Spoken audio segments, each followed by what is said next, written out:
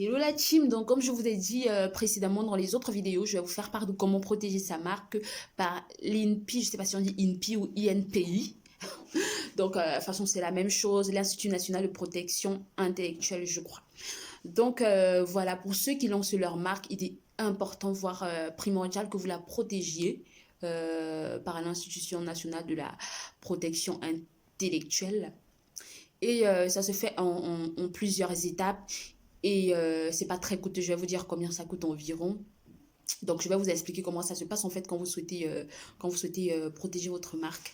Donc, ce qui se passe, c'est quoi? Quand vous lancez votre marque, assurez-vous toujours que vous ayez un document. Je l'ai déjà dit dans d'autres vidéos plus haut là-bas, où je vous disais, il faut avoir des documents qui légalisent en fait votre société, votre entreprise. Ça peut être un cabis, ça peut être un autre document. Je sais pas quels sont, je connais pas tous les documents qu'il faut en fonction de si votre entreprise est physique ou morale, vous aurez toujours besoin d'un document qui la rend légale, en fait, votre entreprise. Donc, une fois le document obtenu, vous avez également besoin de protéger cette marque-là. Donc, pour protéger la marque, voici comment ça se passe. Vous rendez à l'un des bureaux de l'INPI. Et qu'est-ce qu'ils vont faire? Ils vont faire ce qu'on appelle la recherche d'antériorité. C'est quoi la recherche d'antériorité en fait? Je ne sais pas si c'est comme ça partout, mais ici c'est comme ça. La recherche d'antériorité, c'est ils vont fouiller dans leur base de données et un peu partout pour savoir si la marque que vous leur présentez n'a pas déjà été présentée par quelqu'un d'autre avant. D'accord? Ils vont regarder ça. Alors, lorsqu'ils fouillent, ça peut prendre, je sais pas moi, 1 à 2 semaines. Lorsqu'ils fouillent et qu'ils se rendent compte que non, vous n'avez pas copié la marque de quelqu'un, qu'il n'y a personne d'autre qui a cette marque-là, ils vont vous demander de faire une demande d'enregistrement. Alors, lorsque vous faites la demande d'enregistrement, ça va vous coûter environ un truc comme 200 euros à 225 euros. Et puis, 40 euros de plus par classe de produits. Ouais, par classe de produits. Vous vous souvenez, dans la vidéo, je vous ai dit, si vous lancez votre marque, ça peut appartenir à une classe comme à différentes classes. Ça peut être une classe de jouets, ça peut être une classe automobile, ça peut être une classe de mobilier pour intérieur, ça peut être juste une classe de vêtements. Donc, en fonction de ça, vous paierez. Si c'est pour juste le vêtement, vous paierez 200 euros plus ou 225 euros. Et si vous, c'est par exemple pour une marque qui va prendre vêtements et peut-être couches pour bébé, vous paierez 40 euros de plus pour chaque classe que vous souhaitez intégrer. Donc, si vous souhaitez également que ce soit une marque pour la décoration d'intérieur, vous ajoutez 40 euros de plus, ainsi de suite. Donc, voilà, c'est un peu ça. Donc, je continue.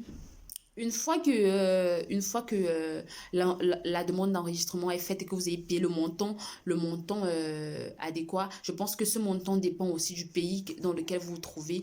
Mais ici, c'est l'équivalent environ de 200 euros, 225 euros. Et donc, lorsque vous avez passé cette étape-là, ils feront ce qu'on appelle la publicité de la demande. Ça veut dire quoi? Ça veut dire qu'en fait, ils vont faire la publication dans des bulletins d'infos de votre marque en fait. De sorte que si quelqu'un reconnaît cette marque-là, si c'est une marque que vous avez copiée quelque part et que quelqu'un la reconnaît, en fait, que la personne vienne dire non, voici c'est ma marque et puis voilà, le processus s'arrête, on va vous dire non, vous avez copié la marque de quelqu'un, nous ne pourrons pas l'enregistrer. Voilà. Mais si par contre personne ne vient la dénoncer, personne ne vient dire que non, c'est du vol de propriété intellectuelle et tout, vous passez à l'étape 4 qui est l'opposition. Non. Si quelqu'un vient se signaler, autant pour moi, vous passerez à l'étape qui est l'opposition à l'enregistrement. Donc, ça sera justement si quelqu'un dit que vous avez copié son logo, sa marque et tout et tout et tout. Mais si il y a personne qui vient dénoncer votre marque comme étant une copie, vous passez directement à l'étape 5 qui est la délivrance du certificat d'enregistrement de la marque.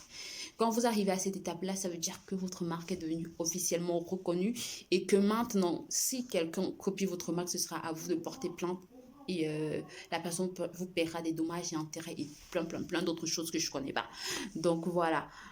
Une fois que vous arrivez à l'étape de la délivrance du certificat, on vous donne ce certificat-là qui dit oui, vous êtes une marque tant, reconnue par tant, selon la loi tant, du pays tant. Vous comprenez ce que je veux dire? Donc, quand vous atteignez l'étape 5, vous devenez une marque officiellement reconnue avec qui on ne peut pas blaguer. Donc voilà en fait la procédure pour la protection de la marque. Après, j'avoue que ça c'est en général. par pays, concernant chaque pays, en fait, je ne peux pas savoir comment ça se passe dans tel ou tel pays. Je pense qu'il peut y avoir des variations de règles, je pense qu'il peut y avoir des variations dans la procédure, mais voilà, en général, c'est ça la procédure du lancement de la protection de la marque. Et pour ceux qui sont par exemple en Afrique, je ne sais pas parce que quand j'étais en Afrique, je n'avais pas encore, je ne faisais pas dans ça. Donc, je ne sais pas, par exemple, en Afrique, je ne sais pas comment ça se passe pour la protection de la marque. Mais je pense que les procédures ne doivent pas être trop différentes. C'est quelque chose que j'ai découvert étant ici déjà. Donc, je ne sais pas trop comment ça se passe là-bas. Mais qu'à cela ne tienne, je peux quand même contacter 2 ou 3 personnes pour demander si c'est exactement la même chose, si c'est pas pareil, si voilà quoi. Mais voilà, je pense que la procédure ne sera pas trop différente, hein. Je pense que la procédure ne sera pas trop différente. Je pense que ce sera pratiquement la même chose. Et peut-être au niveau des frais, les coûts des frais peuvent varier, la période, la durée de la procédure peut varier et tout. Mais sinon, dans l'ensemble, je pense que ce sera ça en fait. Donc voilà, c'était tout pour la protection de la marque. Si vous avez des questions, laissez en commentaire ou par mail ou par WhatsApp. Mais je préfère que les gens qui me contactent par WhatsApp, que ce soit essentiellement pour le travail. Parce que oui, je vais mettre mon WhatsApp en barre d'infos. Mais étant donné que je reçois des centaines de messages, ce serait bien que quand vous décidez de m'écrire sur WhatsApp, que ce soit directement déjà des questions qui ont trait au travail, pardon. Parce qu'après, il y a des personnes qui me contactent pour le travail. Il ne faudrait pas faire attendre cette personne-là pour des personnes qui me posent juste tout plein de questions. Je sais que vous comprenez ce que je veux dire, vu que c'est pas évident du tout ce travail. Ça nécessite beaucoup de concentration, beaucoup de patience. Et voilà, surtout que chaque personne a son cas. C'est pas tout le monde qui veut faire la même chose et tout. Moi, ça me fait vraiment, vraiment plaisir de vous répondre. Ça me fait vraiment, vraiment plaisir de vous aider. Ça me fait vraiment plaisir de partager avec vous ce que je sais. Mais après aussi, il faut aussi de votre côté savoir faire la part des choses. Par exemple, si vous avez des questions, juste pour vous informer, laissez-les par mail. Si vos questions ont lieu à un travail que vous voulez directement lancer dans de brefs délais, avec ou sans moi, là oui, encore, vous pouvez m'écrire par WhatsApp. Donc voilà, je compte sur vous vraiment pour faire la part des choses. Je sais que jusqu'ici, vous êtes toujours géniaux. Euh, et je sais que ça va continuer comme ça. Voilà, j'espère que cette suite de vidéos vous a plu, que ça va vous aider, ça va aider vos proches. Donc n'hésitez pas à partager, n'hésitez pas à taguer des gens en commentaire. Voilà. Et pour ceux qui demandent ma page Instagram, c'est Bella Paola 20. Mon WhatsApp, c'est Paola Shop. Voilà, donc vous pouvez intégrer les différentes pages et également laisser vos questions. On vous répond du mieux qu'on peut et aussi vite qu'on peut. Voilà, donc je vous souhaite de passer un agréable week-end. J'espère que, vu que je ne fais même pas de montage de vidéo, j'espère que je pourrai voilà, mettre cette vidéo en ligne très très vite et que ça puisse vous aider. À très bientôt.